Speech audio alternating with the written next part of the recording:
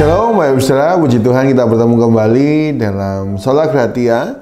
Hari ini saya rindu menjawab beberapa pertanyaan yang sudah masuk untuk kita bahas bersama-sama. Oke, ada 4 pertanyaan hari ini yang akan kita bahas yang sangat menarik dan semoga menjadi jawaban bagi pertanyaan Bapak Ibu Saudara mungkin yang belum bertanya, mungkin yang malu bertanya, ini menjadi jawaban juga. Ini dilanjutkan dengan pertanyaan ketiga. Meneruskan tentang kemurtadan, apakah orang Kristen tersebut tetap diselamatkan?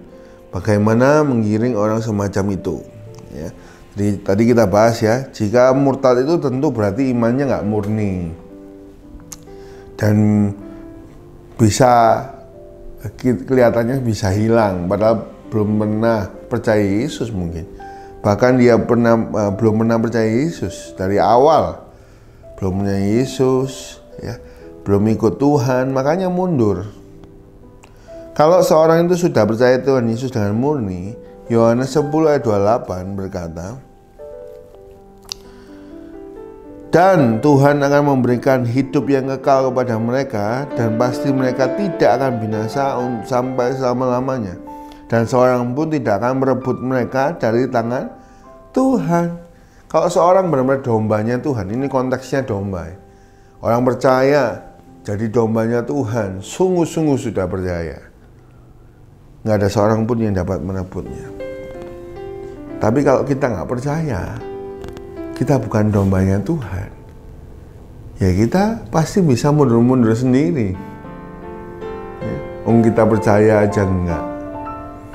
Kita cuma ikut-ikutan. Nah, hati-hati. Makanya kenapa kita re-evangelism terus. Nah, kita penginjilan ke dalam gereja terus. Ya karena ini. Karena belum tentu semua orang di dalam gereja itu percaya Tuhan sungguh-sungguh. Ini menjawab sekaligus bagaimana mengiring orang itu kembali.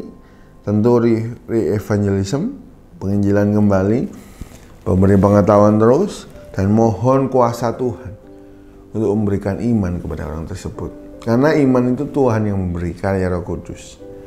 Ada kan orang yang diinjili, wah sudah diinjili oleh banyak pendeta, diinjili oleh banyak orang, tapi nggak bisa percaya.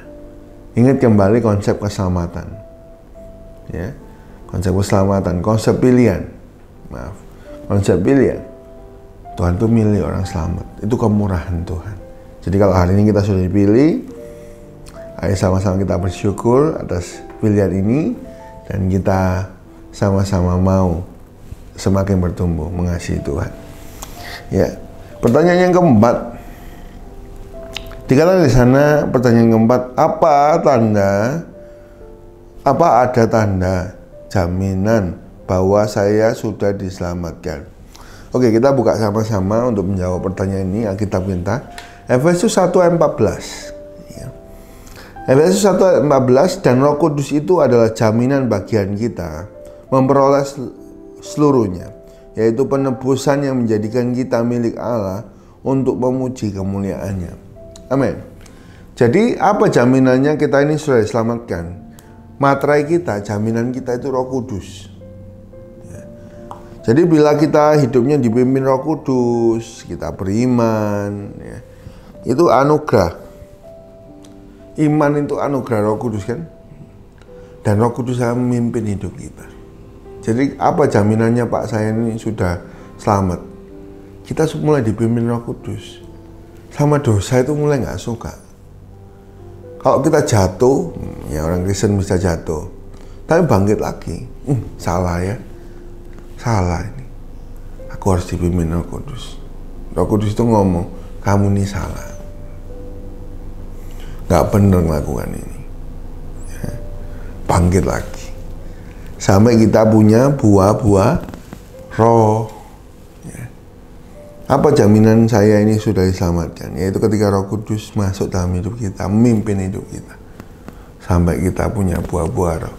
Ya, Matius 7 berkata, dari buahnya lah engkau mengenal mereka. Ya, itu tentang nabi-nabi palsu.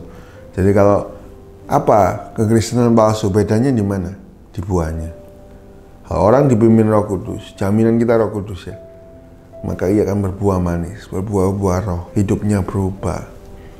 Ya, bukan sebuah kemunafikan, tapi sebuah kesungguhan bahwa dia punya kasih, sabar, kemurahan, sukacita, sampai sebutkan satu-satu sampai penguasaan diri. Ya, jadi jaminan kita sudah diselamatkan Allah, dipimpin Roh Kudus dan terus berbuah.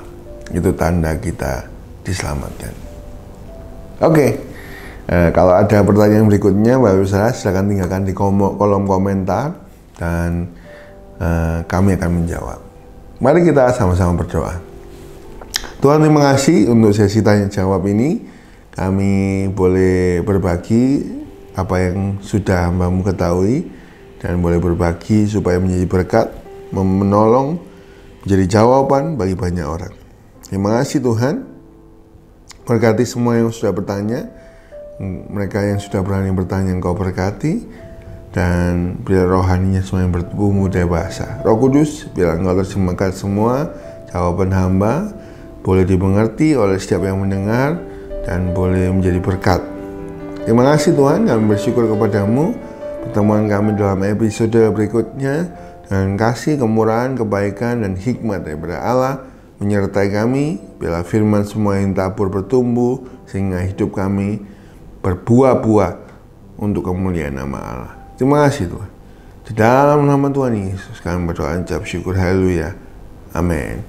Bapak Ibu Saudara, terima kasih sudah menonton, sudah mendengar dari konten ini. Biar jadi berkat. Kalau Bapak Ibu Saudara suka, silakan subscribe, like, share, juga komen kembali feedback untuk kami. Semua dukungan Bapak Ibu Saudara saya ucapkan terima kasih, baik dukungan secara online maupun secara support materi, semuanya. Terima kasih, Tuhan berkati kita semua. Sampai jumpa dalam kesempatan berikutnya dalam Sola Gratia, Sola Gratis Teologi.